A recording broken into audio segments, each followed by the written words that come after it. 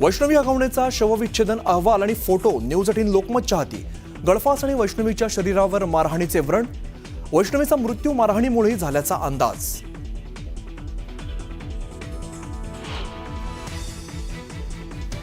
पाक हायकमिशनच्या संपर्कात असल्याची युट्यूबर ज्योती मल्होत्राची कबुली. चॅनलचे लाईक वाढवण्यासाठी हेरगिरीच्या जाळ्यात अडकल्याची कबुली.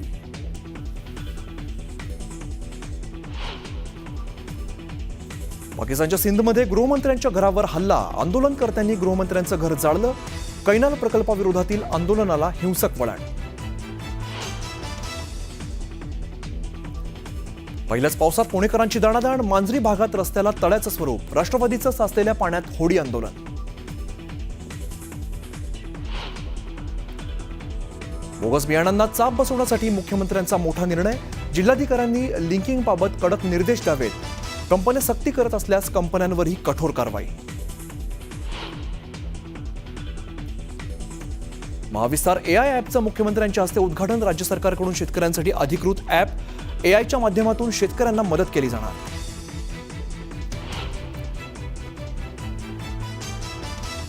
गणपतीत कोकणात जाणाऱ्या चाकरमान्यांसाठी खुशखबर. गणेशोत्सवात करता येणार आता समुद्रमार्गे प्रवास. मत्स्य आणि बंदरे विकास मंत्री नितेश राणे यांचा पुढाकार. वरतर्फ IAS अधिकारी पूजा खेडकरला अटकपूर्व जामीन मंजूर. पूजा खेडकरला सुप्रीम कोर्टाचा मोठा दिलासा.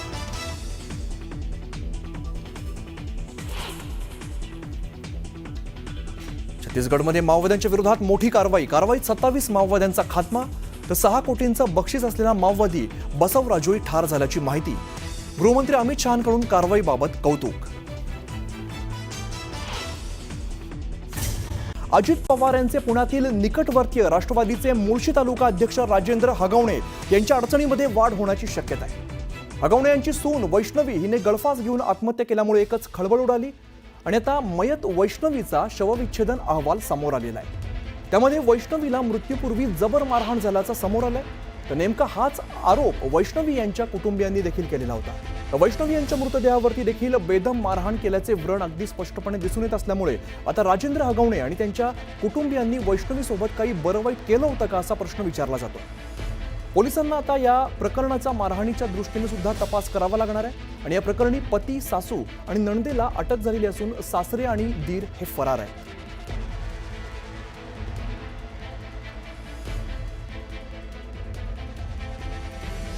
तर वैष्णवी हगवणेची मैत्रिणीसोबतचं चॅट जे आहे आणि ऑडिओ क्लिप आहे ती समोर आलेली आहे. यामध्ये आपण लग्न करून चूक केल्याचं वैष्णवी आपल्या मैत्रिणीला सांगते.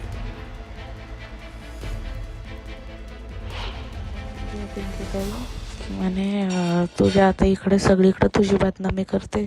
तू केलंय जे नाही केलं ते सगळं सांगते म्हणली आत्तापर्यंत घरी. म्हणजे कुठे इकडे वाकडला म्हणे तुझ्या सगळ्या मैत्रिणींना सांगते की तू कसली घाणेरडी, एखाद्याच्या घराचं वाटोळ करते.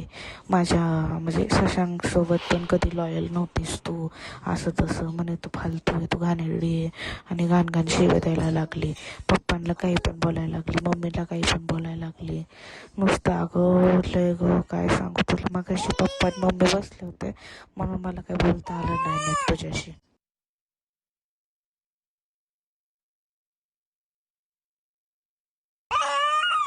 दाजी बघत होते मला मारताना आणि त्यानंतर त्यांनी पण माझ्यावर हात उचलला आणि हे त्यांनाही खरं वाटलेलं आहे. त्यामुळे मी ठरवलं की मी डिवोर्स देणार आहे त्या माणसाला. आणि मी सांगितले पप्पांना पण. पप्पा म्हटले आपण करू ह्याच्यावर विचार म्हणून आपण ते आल्यावर. माझा नवरा, मला एवढं शॉक वाटतंय, एवढं आश्चर्य वाटतंय की माझा नवराच माझा कधी नाही झाला. या गोष्टीचं जास्ती वाईट वाटतंय. सासू सासरे काय ते तसेच वागतात असं, पण त्यांचं कामच असतं असलं वागणं. पण ज्याच्यामुळे मी त्या घरात गेले ना, लय चुकले माझं. मी सगळ्यांना विरोध करून लग्न केलं ना, तिथं चूक झाली माझी. सगळं बोलण्याच्या समजण्याच्या पलीकडं गेल्या. तुला ही छोटी गोष्ट वाटते का गं? हे ना मीही माझ्या आयुष्यात कधी इमॅजिन पण नव्हतं केलं. आणि ती इतकी घाण बोलली आहे ना, मला शिव्या शाप दिले अक्षरशः त्या माणसांनी. मी विचारच नाही करू शकत तिथं जायचं. दरम्यान यावरती वैष्णवीच्या कुटुंबियांचं नेमकं काय म्हणणं आहे ते सुद्धा बघूया.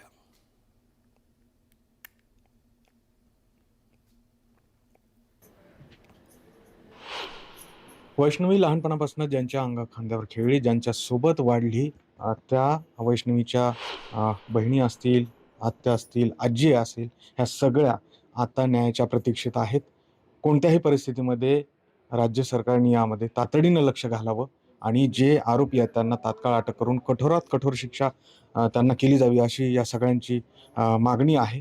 खरं तर तुम्ही सातत्याने या सगळ्या प्रकरणाकडे बघता आहात. वैष्णवीचा स्वभाव तुम्हाला सगळ्यात जवळचा होता, तुम्हाला माहिती आहे.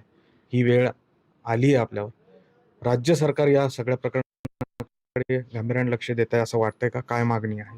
मी अजितदादांना हीच विनंती करतेय की तुम्ही एका पोरीला ना एका लेकीसारखी बघा आणि तिला लवकरात लवकर न्याय मिळवून द्या आणि त्या जे काही असेल राक्षस त्यांना प्लीज प्लीज लवकरात लवकर त्यांना ह्याच्यामध्ये शिक्षा द्या आणि जे काही तिचे सासरे आहेत जे फरार आहेत त्यांना लवकरात करा. लवकर ती अटक आपली करून सगळ्यांची लाडकी होती.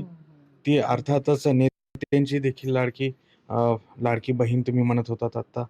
त्या पद्धतीने तिला न्याय द्यावा. काय म्हणायचंय? हो, अजितदादांना एवढंच म्हणणं आहे की तुम्ही लवकरात लवकर कठोरात कठोर शिक्षा या सगळ्या आरोपींना द्या. म्हणजे त्या एकट्याला नाही, त्या सगळ्या घराला. आणि असा न्याय या मुलीला मिळाला पाहिजे. वैष्णवीच्या मृत्यूने पूर्ण पंचकृषीमध्ये हळहळ व्यक्त केली जाते. मात्र सगळ्यात जास्त अर्थातच दुःख होते ते त्यांच्या कुटुंबियांना. माझ्यासोबत स्वतः वैष्णवीचे आई वडील आहेत. जसं मी म्हणत होते की याच हाताने तिला वाढवलं, मोठं केलं आणि अंत्यसंस्कार करावा लागले. किती लाडात आपली पोरगी वाढली होती. 20 वर्षात तिला कधी हाताला एका बोटाने हे केलं नाही. पण आज मी ज्या दिवशी डेड बॉडी पाहिली तर तिला खालून वर अशी एक जागा ठेवली नव्हती की तिचं काळी निळी करून टाकली होती तिला.